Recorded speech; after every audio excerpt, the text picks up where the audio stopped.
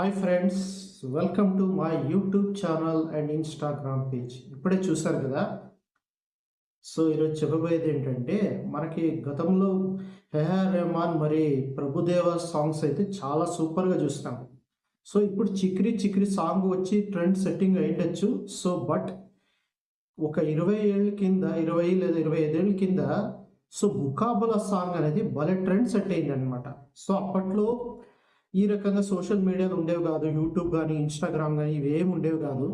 So viral అయిపోయేదనమాట. So ఏదో ఒకరింట్లో ఆ పాట వినపడితే చాలు చాలామంది డాన్స్ చేయడానికి ప్రయత్నించేవాళ్ళనమాట.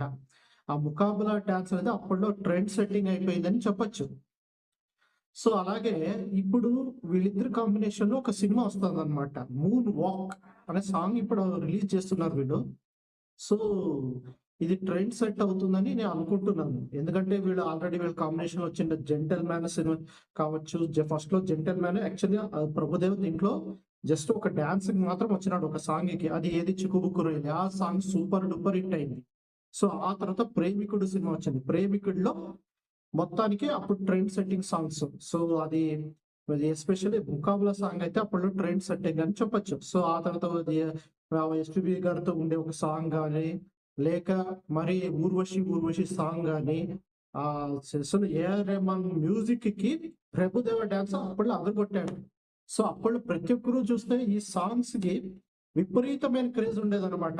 సో ప్రతి ఒక్కరి ఇంట్లోనూ నాకు తెలిసినంత వరకు క్యాసెట్ అనేది ఉండేది 'ప్రేమికుడు' 'ముక్కాబలా' సాంగు. ఇంకా టీవీలో అప్పుడప్పుడు వచ్చేది. సో సిటీ కేబుల్ ఉండేది పెద్దగా అప్పుడు.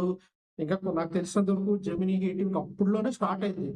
అప్పుడు కూడా స్టార్ట్ అయిందో లేదో తెలీదు.